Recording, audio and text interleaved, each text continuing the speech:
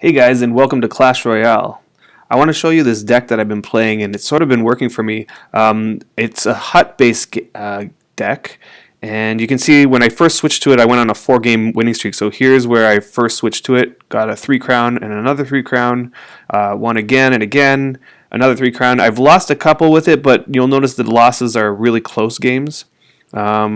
And the wins are pretty good. I'm going to show you a replay of this win, just this one here, just to sort of demonstrate the game. Now this one, it's pretty even up against another hut-based deck, but we'll see how it works out. Now, one thing that you'll notice, I'm waiting for my elixir to fill up. That's a good strategy to start off, but you don't want to waste your elixir by leaving it at the top. Notice how the enemy left it there for a second or two longer. There are benefits to that, though, because there is an advantage to play on your own turf, but he didn't, so it ended up, there it sort of is. You'll see how it works out here. Becomes a sort of a stalemate right at the bridge here with a ton of guys. That's one of the nice things about this deck. Both sides, ton of little guys. He drops a giant on the other side to hope to get my tower, and it actually does a good job because I don't have anything to respond with it. I'm looking at my deck and I'm going, no card. So I do the exact same on the other side in hopes that it puts pressure on him. Lots of little guys rushing his tower, although not really much damage done to his tower.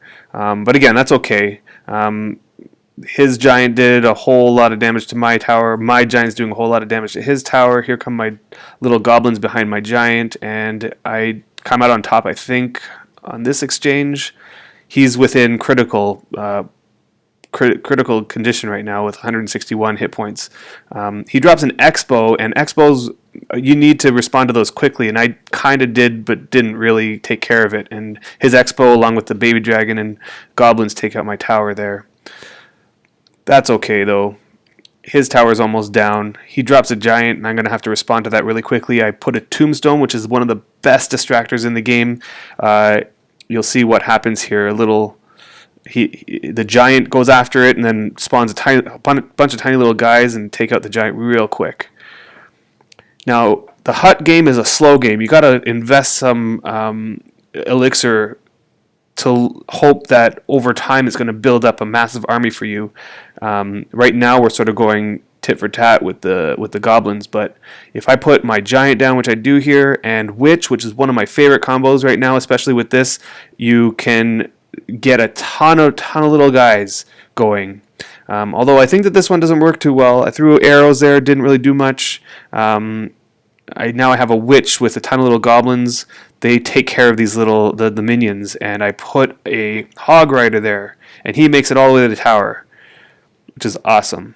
Now take a look at the situation. He puts, I'm still dominating on his side. He has a giant, puts down a baby dragon. Those are too spread out. He needed to wait for more elixir if he wanted to make a push and put those two mobs together, because it looks like my guys are just overwhelming his. And time's going to run out, but I think it was a decisive win. Well, I hope you enjoyed this deck. I'm going to actually take a look at the deck for you so you can see what it looks like. As I said, the Tombstone is one of the most versatile cards in the game. You can use it as defense, but you can also use it to bolster your minion hordes. Hog Rider, I think that if you don't have Hog Rider yet, you can cycle that out with Prince. He sort of does a similar thing, but Prince gets easily distracted. Or if you have Balloon, that's another option. You want to put something that will attack towers in that spot. I think archers, you can